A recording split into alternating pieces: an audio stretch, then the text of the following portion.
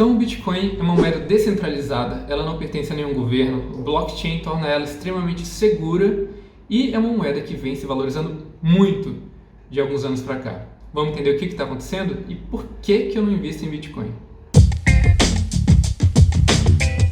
Antes de mais nada, não deixe de se inscrever, curtir, compartilhar ou descurtir, ou pelo menos deixar um comentário aqui do porquê você acha que Bitcoin é uma moeda que vale a pena investir. Vamos lá? Bom, em primeiro lugar, esses são meus 4 motivos, são meus motivos, portanto meus e apenas meus.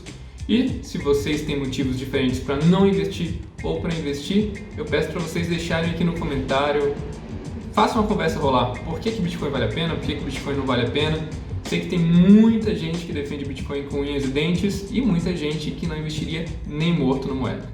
Então, meu motivo número 1, o Bitcoin ele não é um ativo gerador de renda, ele não tem um fluxo de caixa atrelado a ele. Diferente de uma ação, ele não é uma parte de uma empresa, ele não é parte do capital social de uma empresa. E a moeda está lá, ela está parada lá, ela não está gerando valor, ela não está gerando caixa, ela não está gerando nada.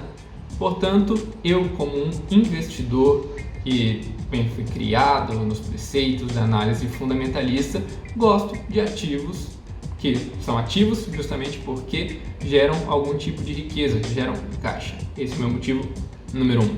Número 2, muita gente sabe que o Bitcoin não é um ativo gerador de caixa, mas considera ele uma reserva de valor. Eu acho que para uma reserva de valor, o Bitcoin não é tão interessante porque o Bitcoin oscila demais. As flutuações na moeda são muito grandes.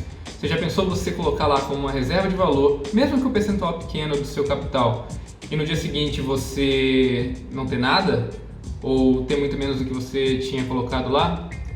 E vocês vão falar, não, mas também pode acontecer que você vai lá no dia seguinte e tem muito mais, rendeu muito mais. Só que aí descaracterizaria uma reserva de valor e sim caracterizaria uma especulação. Motivo número 3, não existe um lastro por trás do Bitcoin.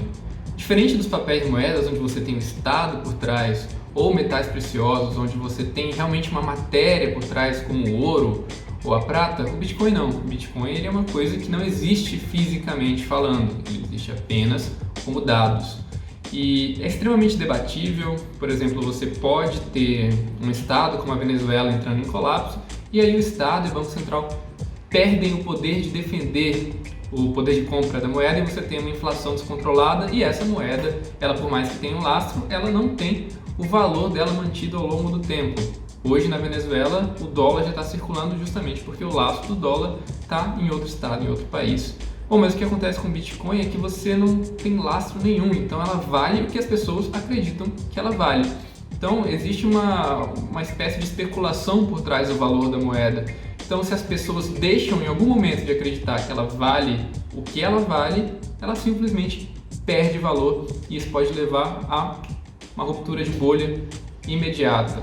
Bom, como eu falei, é uma coisa extremamente debatível, isso é um assunto para um outro vídeo, mas esse é meu motivo número 3. Motivo número 4, Bitcoins são as moedas que mais gastam energia por transação realizada, ou seja, que mais produzem CO2 por transação realizada. Isso acontece porque os dados são criptografados e esses dados têm que passar por máquinas chamadas mining rigs, que são basicamente CPUs e GPUs unidas com o intuito de minerar bitcoins e realizar o processamento dos dados. Inclusive, por causa dessa demanda toda por poder de processamento, provavelmente o seu PC gamer deu uma inflacionada bem interessante nos últimos meses. De acordo com o pessoal de Cambridge, só a mineração de bitcoins vai ter usado 129 terawatt-hora em 2021.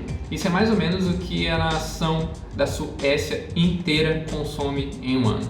E um pequeno extra é que eu acho que o Bitcoin nesse mercado todo novo de criptomoedas tem nadado de braçada sozinho por algum tempo. Isso tem chamado bastante atenção de alguns estados.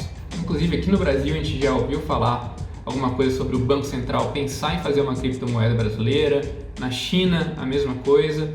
Então a gente tem vários estados-nação, a gente tem vários países querendo criar criptomoedas e tentando entrar nesse mercado. E o que acontece quando você tem novos players no mercado? e você perde market share. Então, pessoas saindo do Bitcoin para entrar em outras criptomoedas, inclusive Ethereum e outras mais, Dogecoin, por aí vai, acabam criando uma demanda maior para essas outras moedas e diminuindo a demanda por Bitcoin, o que pode levar a médio e longo prazo numa desvalorização da moeda. Bom, era isso aí. Falou!